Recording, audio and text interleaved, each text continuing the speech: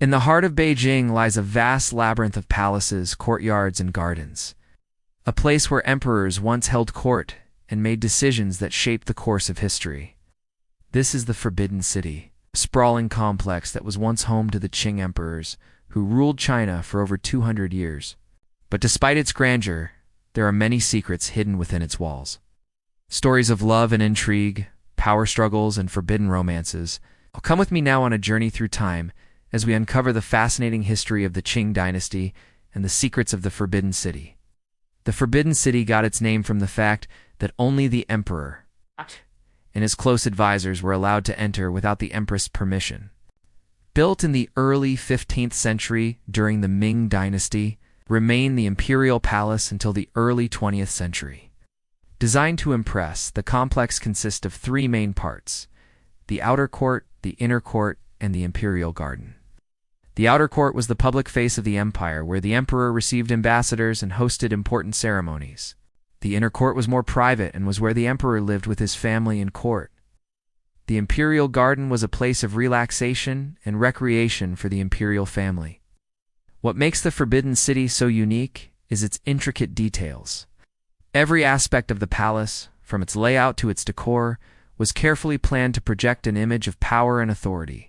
For example, the Forbidden City was built on an axis that aligned with the sun's path during the summer solstice, symbolizing the emperor's role as the son of heaven. The palace was also surrounded by high walls that were designed to keep the emperor safe from intruders. But they also served as a reminder of his power and status. Within the walls, the emperor's court was laid out in a series of courtyards and gardens that were separated by wide, straight hallways. This design not only made it easier to control the vast complex, but it also gave the emperor's court a sense of order and discipline. One of the most impressive aspects of the Forbidden City is its artwork, which includes paintings, sculptures, and carvings that adorn the walls, ceilings, and furniture. Much of this artwork depicts scenes from Chinese mythology and history, as well as the natural world. It was not just meant to be beautiful, but also served as a way to educate the court and the public about important concepts and values. Now let us take a closer look at some of the treasures that can be found in the Forbidden City. The first treasure we'll see is an imperial artifact used by the emperor to stamp his seal of approval on important documents. These artifacts were often made of precious materials like gold and jade and were not just tools of government, but also symbols of imperial power. Next, we'll see some of the precious jewels that were part of the Qing Emperor's vast fortune.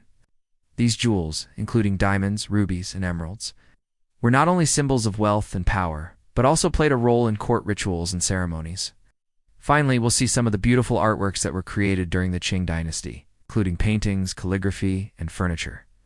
These works of art, many of which depict scenes from Chinese history and mythology, are not only beautiful to look at, but also offer a glimpse into the artistic achievements of the Qing Dynasty. But the Qing emperors weren't just wealthy and powerful. They also had to deal with the same problems that all of us do, like family drama and trying to find true love. One of the most famous Qing emperors was Qianlong, who ruled for over 60 years. He was known for his intelligence and his love of poetry and painting. He was also a bit of a romantic. Despite being married to 2 women, he kept a secret concubine who bore him several children. Another famous Qing emperor was Dao Guang, who took the throne after Qianlong. He was a frugal and hard-working emperor who was known for his honesty and his love of learning. However, he was not very successful when it came to finding a wife. Despite his best efforts, he never married and had no children.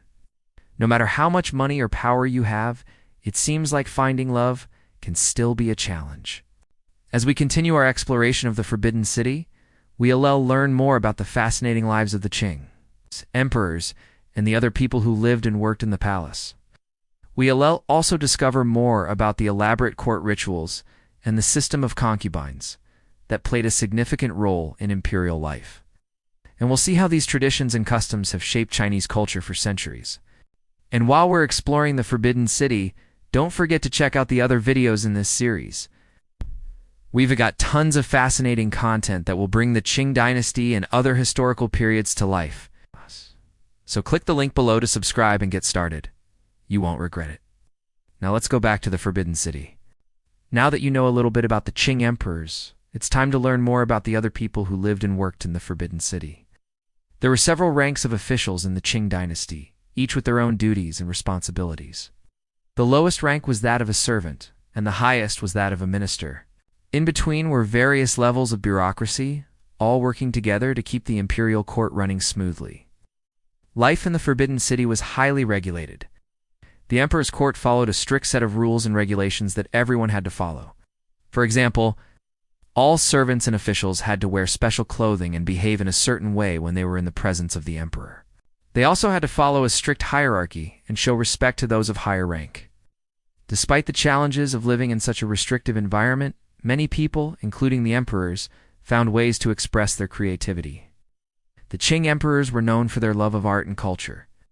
They collected paintings, calligraphy, and furniture, and they also commissioned many works of art.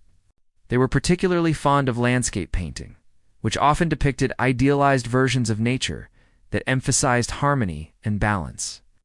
If you want to learn more about the Qing Dynasty and the Forbidden City, be sure to check out the other videos in this series. We've got tons of fascinating content that will bring this important period in Chinese history to life. So click the link below to subscribe and get started. You won't regret it.